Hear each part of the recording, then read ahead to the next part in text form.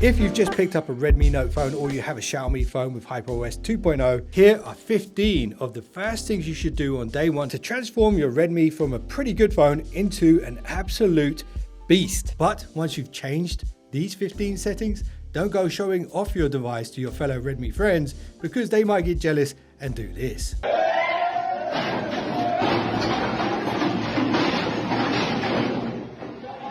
So let's kick this off with some personalization tips that can make your phone feel more like your own. And one of the best ways to do this is to set up a custom wallpaper. So let's go into the gallery app, and here let's choose an image that we want to use as a wallpaper. And do keep in mind, this works not just for wallpapers, but photos as well that you might have taken on your device.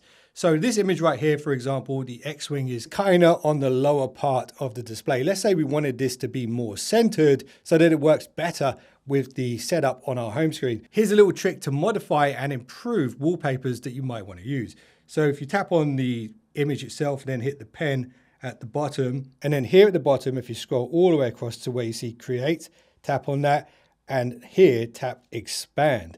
Now we can actually reposition the X-Wing to be more centered in the image and actually build the image out using AI around it. So once you get the image where you want it to be, all you need to do now is hit start. And there we go. It has expanded that image. Once you're happy with it, you can then hit save in the top right corner. And then to set it as your wallpaper, if you hit the three dots, bottom right, and go to set as wallpaper.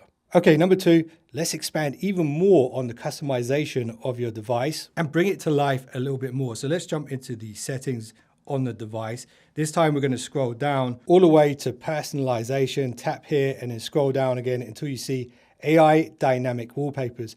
There are presets here, but if you want to add your own photo or wallpaper, just hit the plus and then go to the image that you want to use. Essentially what this feature does is it creates an animated wallpaper from a static image. To do this, just hit generate up here. It will take 2 to 3 minutes to set up. If you want to, you can let this finish in the background. So there we go, it's added a bit of movement to the wallpaper. Once you're happy with that, you can set it to both or just the home screen. I'm going to set it to just the home screen. The results will vary, of course, and it will use some of your system's resources to keep this running. So just keep that in mind, but it is a nice little customization effect. And now let's move on to another one. So let's jump into the settings on the device again and go to personalization. Again, this time we're going to go to the lock style.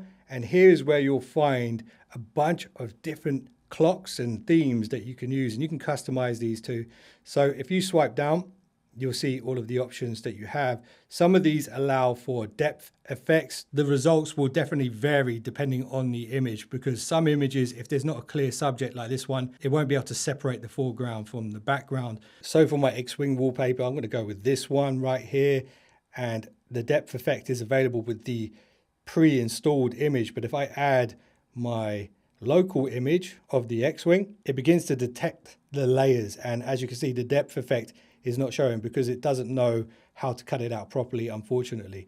But what we can do here is actually customize the style of the clock, which is kind of cool. There are font effects that you can play with here, so you can customize the color of the different text on the screen. And you can do this individually for the hours and the minutes. So let's go blue and red, the light and the dark. So you get the idea, play around with this, have a look at the different styles. Once you're happy with them, just apply the effect and you're done. Okay, here's a setting to improve visibility of your device so you can appreciate your newly designed wallpapers. Go into your settings again. This time we're going to go to display and brightness. And here there is a feature called the sunlight mode. Now what this does is it allows the display to reach its peak brightness when the sun is shining. It doesn't necessarily mean that your phone is going to be blasting the peak brightness all the time. It will use the sensor on the front of the device to detect the sunlight and adjust it accordingly. And with the new Redmi devices, the peak display brightness is 3200 nits, which is kind of incredible. So you might as well make the most of it and switch on this mode. Okay, here is another customization feature that you should be aware of. Yes, there's loads of bloatware on this phone, and I have a few really good tips to clear all this up and stop it from coming back. But that's not what I'm going to show you right now. What I want to show you is this. When you set up your device and you put things into folders, your folders will look like this. But if you hold your finger down on them and go to edit, you get a few more options. So if you want to, you can have an enlarged folder so you can see more stuff inside. And if you really wanted to, you can go double XL, and I highly recommend you leave this off if you don't want suggested apps popping up within these folders. Once you've chosen your new style, hit the tick up here, and now you have the newly customized folder on your device. So I've been reviewing phones for a long time now, and something that's very clear to me about Xiaomi phones in general is that there is a lot of ads on them. So I'm going to show you how to do this. To those pesky ads once and for all, here are 4 settings that you need to change that will completely remove all of that annoying bloatware. Step 1, when you look at the apps pre-installed on your device, you should find an app that is called Cleaner. And the first time that you open this up, it will scan your device for cache files and all these other bits and pieces that might be wasting space on your device. Run that clean for the first time. Once you've done that, you now have unlocked some more options, including the uninstall apps option. You can do it on the home screen, but this is just so much easier. Now you can quickly go through every single app that you're never going to use on this device and uninstall them all in one go. And once you've identified all of that bloatware, you'll see exactly how much space you're going to be freeing up on your device. I can't believe it's 3.8 gigs, but it is. So I'm just going to hit uninstall and get rid of these. Okay, there's 3 more important steps that you need to do in order to completely remove annoying ads coming back and showing up on your Redmi device. So I've moved the Cleaner app onto the home screen because we're going to be using this a little bit. Let's go back into it, and this time let's go to the settings in the top right corner. Down here in the recommendation sections, you will see receive recommendations, which are going to be ads and app recommendations and things like that. If you don't want any of that, switch this off straight away. The next setting to switch off to clear up your device can be found within Xiaomi's Files app, which looks like this. Open it up. In the top right corner, if you hit the 3 dots and then go to settings, here you'll find the option to withdraw consent. Now, if you tap on this, it will tell you exactly what it does. This does not compromise the security of your device in any way. In fact, quite the opposite. With this off, Xiaomi won't be able to recognize files on your device and therefore recommend other stuff that you might want to buy or download. And if you hit OK here, that removes that consent. And now you're going to see way less ads and recommendations popping up in random places within the UI. Now, this next one is really important and it's really well hidden. So most people will never even find it, but now you're not going to be one of those people. Go into the settings on your device. And then here we're going to fingerprints, face data, and screen lock. And here is where you'll find the privacy menu. Go to this. And then if you scroll down, if you want to, you can opt out of the user experience. So your phone is going to be sending less data to Xiaomi. But the important setting here is the ad services. Switch the personalized ads off. And this is very important because it essentially tells your phone not to share your information with third parties. Okay, let's move on to the next chapter, how to speed up your Redmi phone. This first one really just applies to gamers. So if you're going to play any games on your device, and do this one. If you're not, then use the timestamp to skip to the next one. Pre-installed on your phone, you will find an app called the Game Turbo. Open this up. This will bring you to the game space and you should see all of your installed games. If you don't see them, you can hit the plus up here and add them manually. But for each game, you can do this. If you swipe up on the GPU settings, you can customize a bunch of different things to optimize how that game runs on your device. But if you just want a generic high quality performance from that game, you can just tap high quality, and this is the preset for that. If the game is less graphically demanding, you could set it to save power. That way it's not burning off your battery too much. But if you are a pro, then I'd recommend using the custom options and manually dialing in all of those settings yourself. Now, let's say you're not a gamer, but you still want that max performance from time to time for video editing or for more demanding apps. I highly recommend you do this. Bring down your quick settings, hit edit at the bottom, and then here, add the performance mode quick setting. That way you can toggle this on and off as and when you need that extra power. Something that I really appreciate, and I'm sure you do too, about the Redmi brand is the fact that they still ship their phones with the chargers. And this particular one, the Redmi Note 15 Pro Plus, charges at up to 100 watts. But did you know, by default, your phone won't do that? And it is because if you rapidly charge your phone a lot, you can actually degrade the battery over time.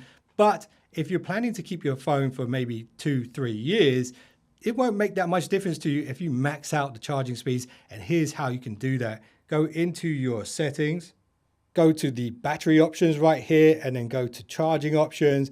And as standard, it will be set to standard.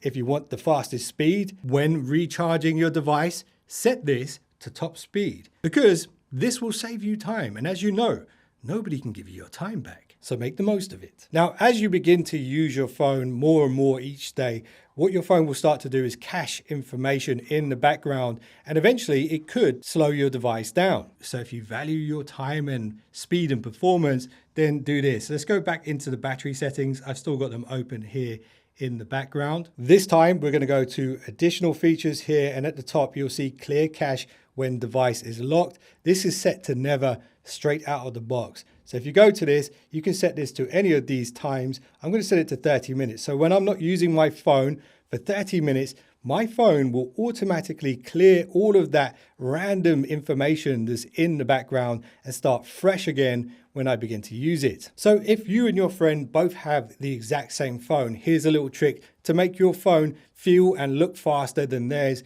To do this, go into the settings again. This time we're going to go to the home screen, and here you will see the animation speed of your device is set to balanced, which is okay. But if you want your phone to be faster, set this to fast. The animations will still appear exactly the same, so it's not going to make your phone feel clunky or anything. It will just operate a lot faster than other Redmi devices appear to be. Now here's one more speed hack and setting that you need to change that can actually improve the multitasking performance on your device. So if you go into the settings again, this time we're going to additional settings right here. Now we scroll down a little bit until we see memory extension.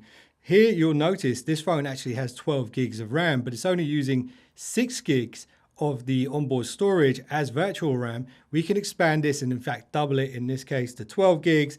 This will significantly improve the multitasking abilities of your device if you're willing to sacrifice some of the onboard storage for it. This particular phone has 512 gig ROMs, so I don't have to worry about storage space too much. If you are worried about it, then maybe you shouldn't do this. But if you can, well, then you might as well, because you can always revert back to the 6 gig or even less later on if you start running out of space. So you've made it all the way to tip 15. Thank you so much for staying this long. I really appreciate you guys the most. And of course, I've saved a few quick fire bonus tips and tricks just for you. In my video where I compared the Pro Plus to the Pro, I did mention there is an exclusive Xiaomi feature that both of these phones have, which is really, really awesome, especially if you find yourself in a place where there's no phone signal. Let me show you where it is and how to set it up so you can use it in case of an emergency.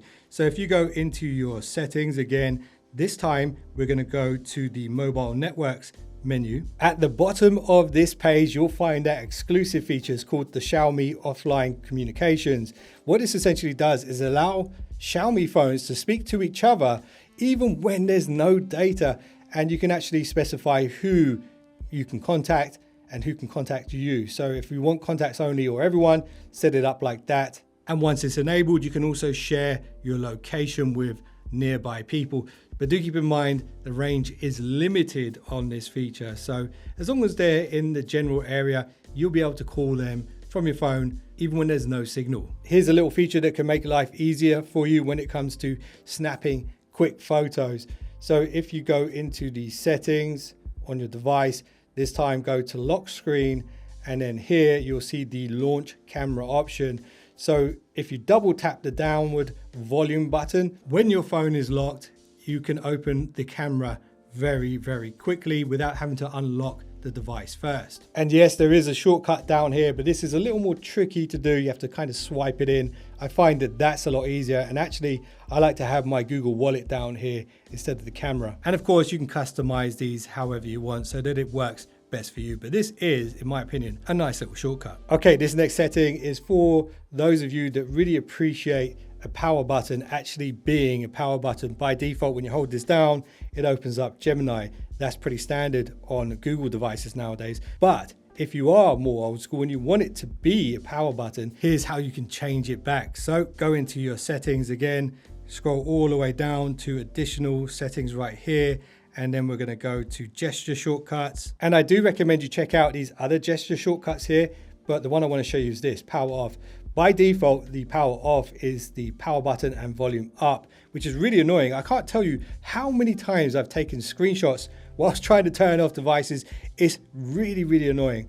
So if you want to avoid that, just switch it to this. Now, when you hold the power key, it acts like a power key. And once you do change this, if you push and hold just for a second, you still get the Gemini feature, which is good.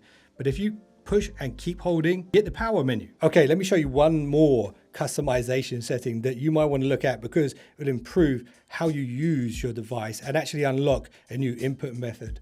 So if you go into your settings and then go down to additional settings once again and gesture shortcuts once again, at the bottom of this page, you'll see the back tap option is on, but actually by default, it isn't mapped to do anything at all. And there are two input methods here. So if you want, you can set the double tap to activate the silent mode or the recorder. The recorder is a good one because there is AI in there, so you can transcribe and summarize stuff.